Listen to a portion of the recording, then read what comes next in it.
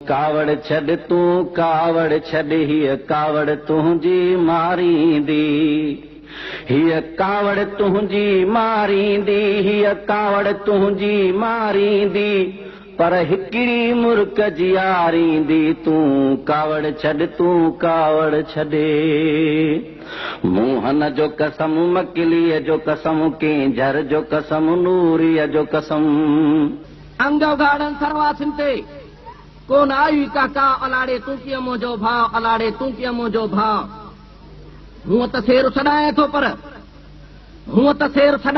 पर पूरो नाहे पाउ अलाड़े तू कीअं मुंहिंजो भाउ अलाड़े तू कीअं मुंहिंजो भाउ अर्गुननि तुरखाननि जहिड़ो तुंहिंजो आ वर्ता अलाड़े तू कीअं मुंहिंजो भाउ ज़ख़्मीअ में आ साह अञा बि भलजा साम्हूं आ अलाड़े तू कीअं मुंहिंजो भाउ अलाड़े तू कीअं मुंहिंजो भाउ 24 अक्टूबर सिंध जे मज़ाहिमती शाइर ऐं उस्ताद ज़ख़्मी चांडियो जी वरसी जो ॾींहुं आहे।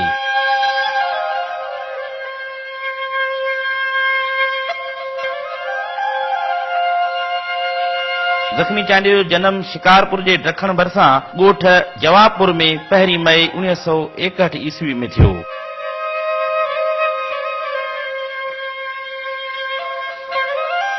जिते हुन शुराती तालीम हासिल कई ऐं मास्टर्स जी डिग्री हासिल करण खां पोइ तालीम खाते में घिड़ियो, जिते इंतज़ामी नौकरियुनि खां अलावा उस्ताद जी हैसियत में इल्म ऐं तदरीस सां बि लाॻापियल रहियो।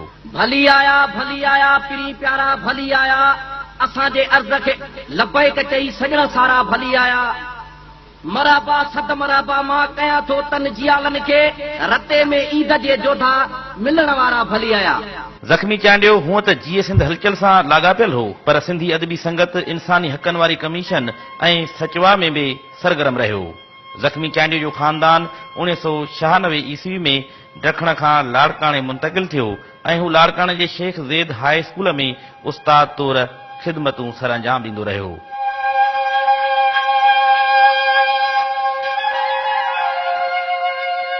मज़ाहिमती शाइरी जे ॾोह में ज़िया जी आमरियत दौरान खेसि गिरफ़्तार करे लाड़काणे सेंट्रल जेल में मोकिलियो वियो।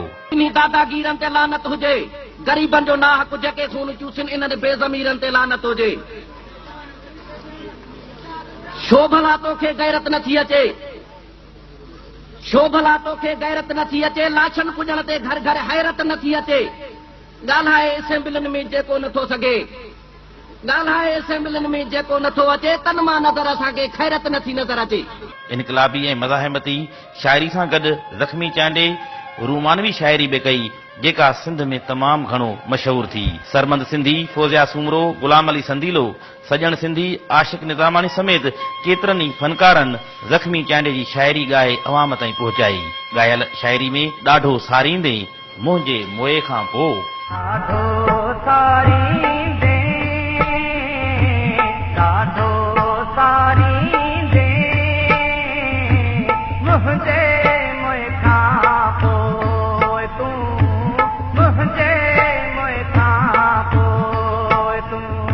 का सारत लहबिया ऐं ॿिया कलाम घणो ई मशहूर थिया।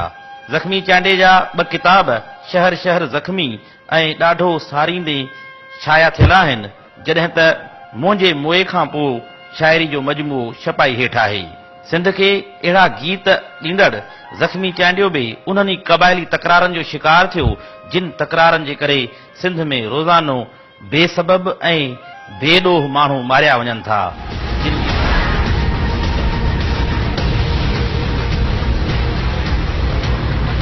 जिन जी ज़िंदगियुनि तोड़े मौत जा फ़ैसिला बि उहे ई भोतार ऐं सरदार कनि था, जेकी घणे भाङे बिरादरियुनि ऐं क़बाइली तकरारनि जी जड़ आहिनि।